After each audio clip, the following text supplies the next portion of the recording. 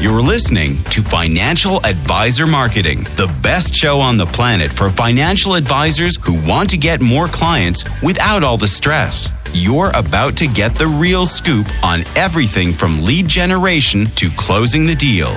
James is the founder of theadvisorcoach.com, where you can find an entire suite of products designed to help financial advisors grow their businesses more rapidly than ever before. Now, here is your host, James Pollard. Almost nothing grinds my gears more than seeing financial advisors do what I'm going to talk about in this podcast episode. But first, I want to set the stage for you. I have written thousands of emails for myself.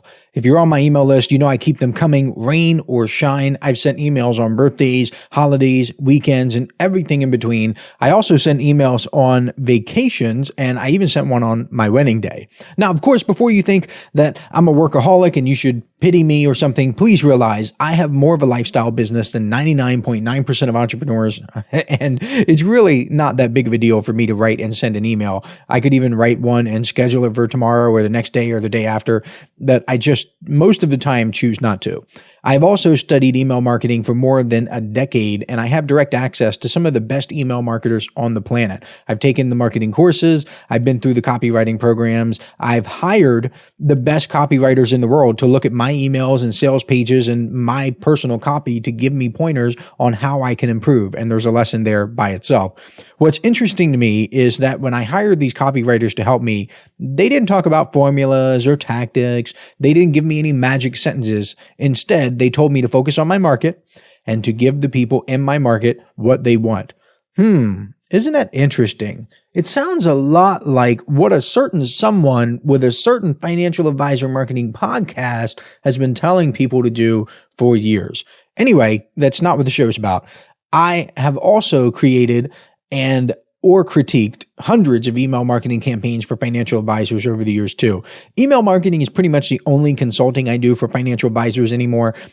Are there exceptions? Yes, because sometimes people will come to me with a very specific project and I say, look, I can actually help you with that and I will accept it. But most of the time, the advisors who pay me a bunch of money are the ones who want me to come in like a mercenary and just look at their email marketing systems and improve them because it's just so easy for me to make my feedback and then some. Plus, the advisors will have an asset that they will own and control forever. I mean, I'm getting ripped off in the deal. Like really, I should have ownership or equity or something, but I'm totally getting ripped off because they just throw cash at me and then I give them an asset that they will have forever. They'll have the knowledge forever. Like I really need to be a better business person.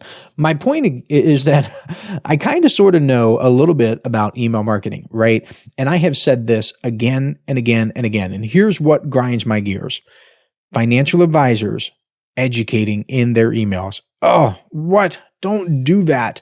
Financial advisors, do not educate in your emails and to a lesser extent, your marketing. And every time I say this, I get pushback. It's like it sends people into a panic. They think, wait, what? How am I supposed to do any sort of marketing whatsoever without educating people? I'm a teacher and I need to teach. It's just so crazy to me that financial advisors have been brainwashed into thinking that they need to be teachers. You are not a teacher. I want you to imagine that you're trying to go to Costco and someone stops you at the door and says, sorry, sir, and or ma'am, and or other, I can't let you in until I teach you a few things first. Like, let me go in. Let me buy stuff. And I know some of you might be thinking, well, James, financial advice is not Costco. I'm so much better than that Costco. And you're right.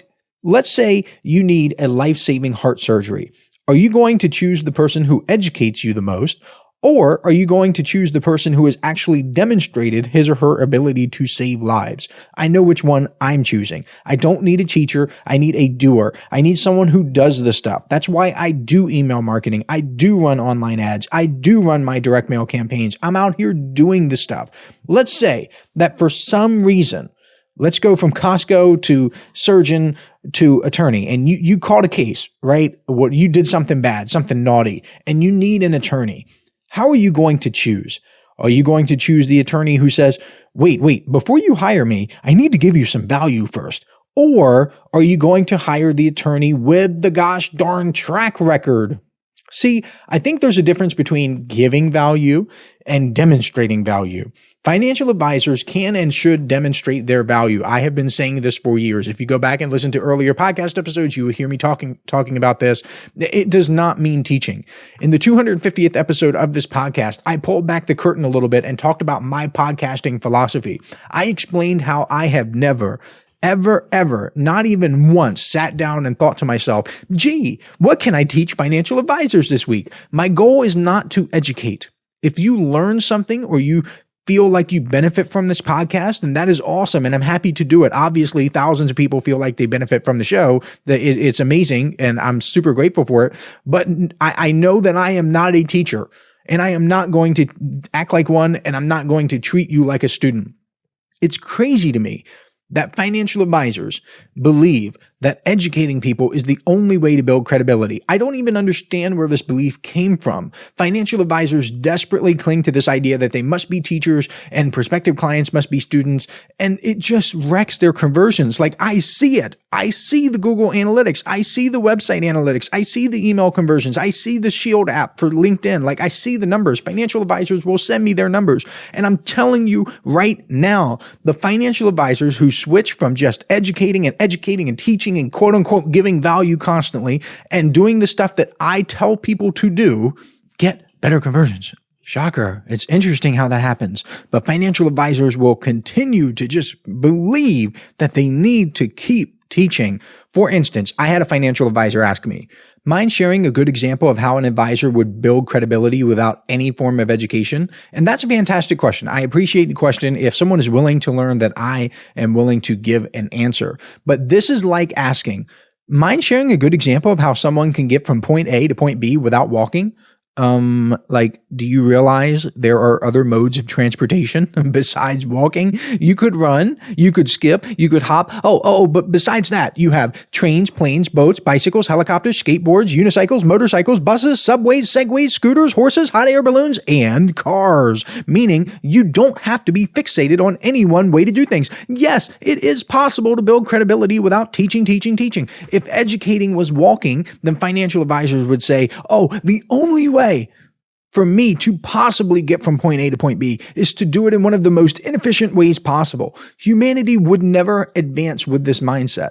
We wouldn't have exploration. We wouldn't have westward expansion. And without that, we wouldn't have the fruits of this amazing civilization. That's the type of fixated mindset that keeps people stuck. And don't worry, I'm going to answer the question, because if you're a financial advisor and you want to build credibility, then I promise you, you don't have to educate. And in fact, educating can wreck your conversions. Again, I'm just telling you what I see. My results won't change if you believe me or not. My life is going to be exactly the same. So if you take this podcast to heart and you really start thinking about the stuff that I'm going to tell you, then yeah, your life can improve. But just keep in mind, this is not benefiting me. I already know this.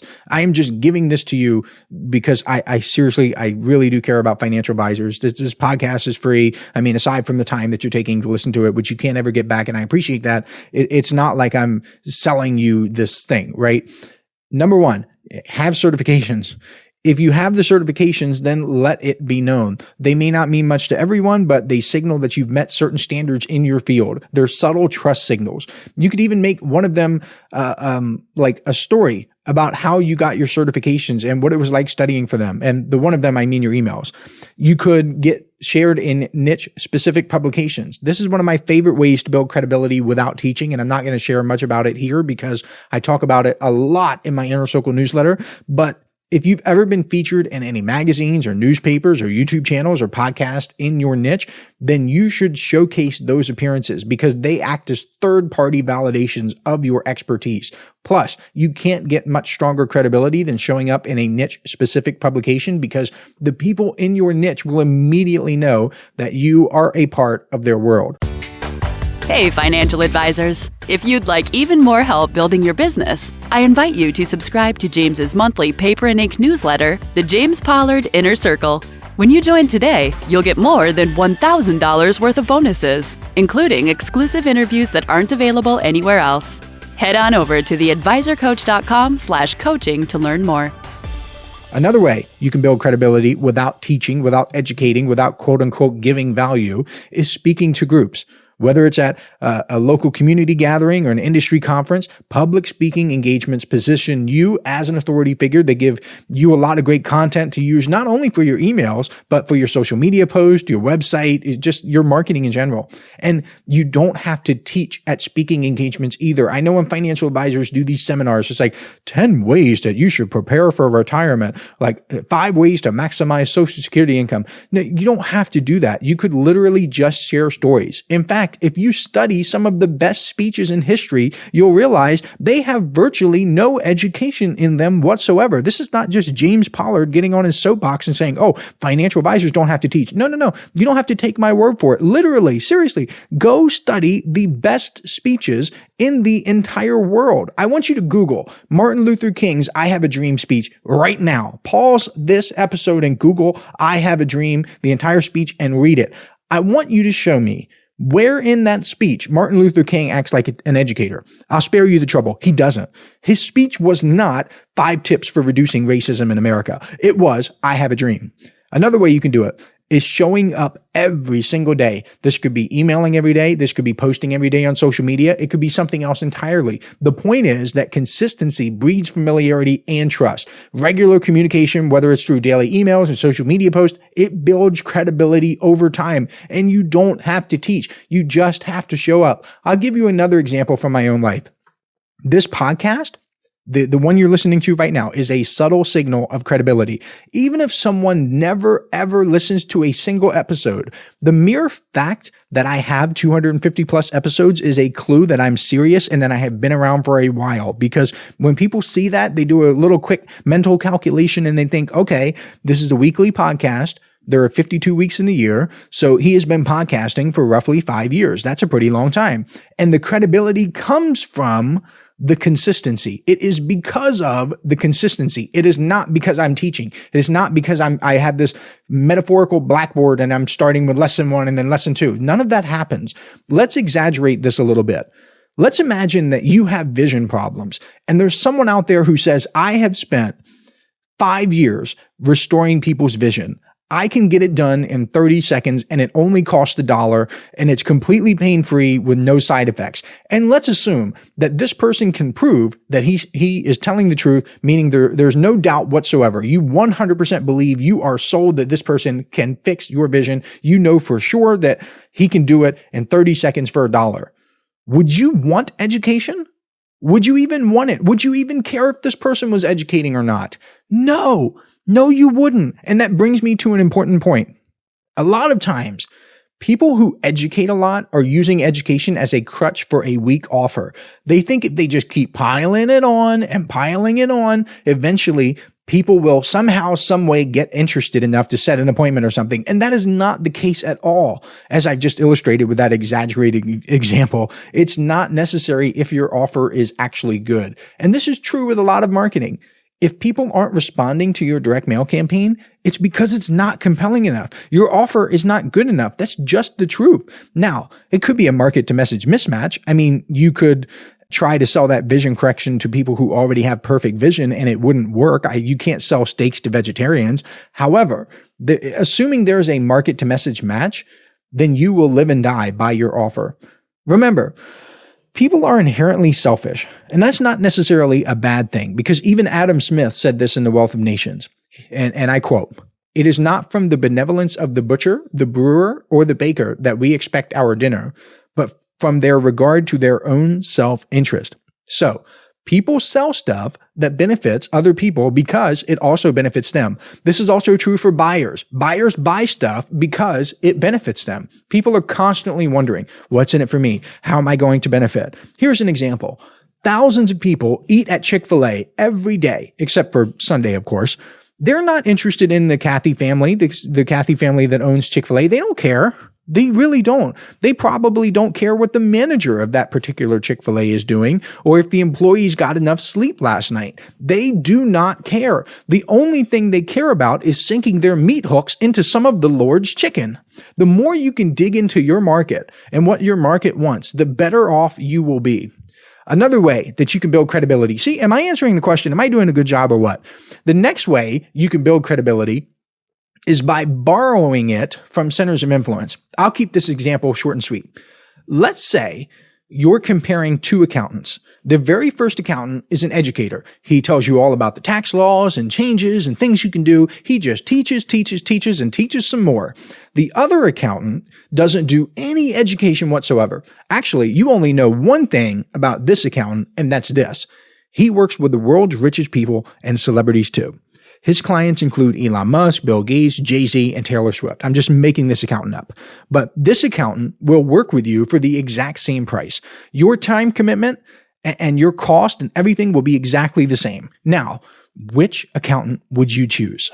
If you're anything like most people, you would probably choose the accountant who works with entrepreneurs and celebrities. Why? Because that accountant has built massive credibility and he did it without teaching a darn thing. And truthfully, if he started teaching, then his credibility would probably tank in your eyes because you would think, wait a minute, why are you teaching this stuff? Why aren't you doing tax stuff for your clients? Another way you can build credibility without teaching is demonstrating shared interest.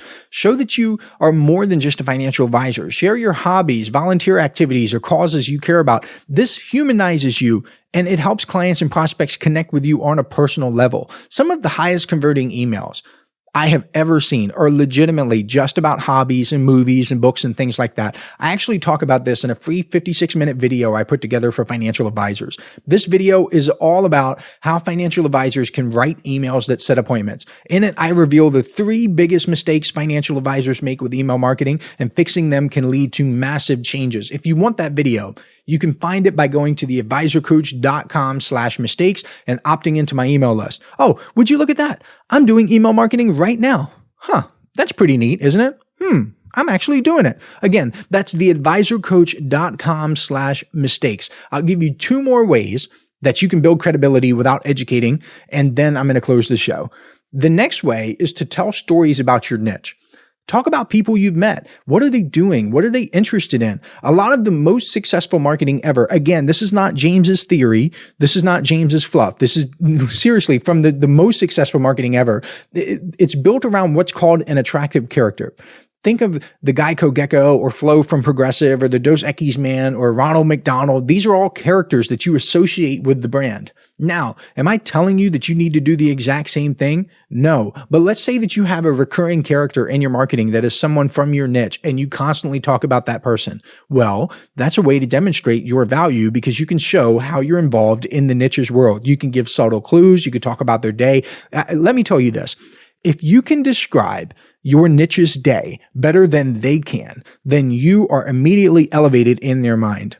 And the final way to build credibility without educating is to talk about your background and relate it to why people should care. Remember the example with Chick-fil-A. People only want to sink their meat hooks into the Lord's chicken. They don't care about the Cathy family. They don't care if one of them has the sniffles. They only care about those sweet, delicious nuggets. That's the important part. You want to talk about your background and relate it back to why people should care. Why is it important for them to know? For example, I've spent more than a decade studying email marketing. I brought that up at the beginning of the show. That's beneficial for you because I've seen it all and I'm able to give you straight talk with no chaser. This helps you. I'm also able to spot who is the real deal versus who isn't. That helps you too because I can save you money because I can help you avoid terrible mistakes. You could say that you played college football and it's important because it gave you a newfound appreciation for working on a team. And today you work with a team of professionals who can help people with insurance and taxes and financial planning, stuff like that. Seriously, it's not that complicated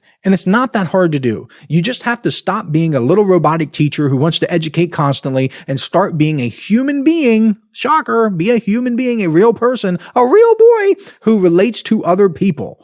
Okay, that's it for this episode.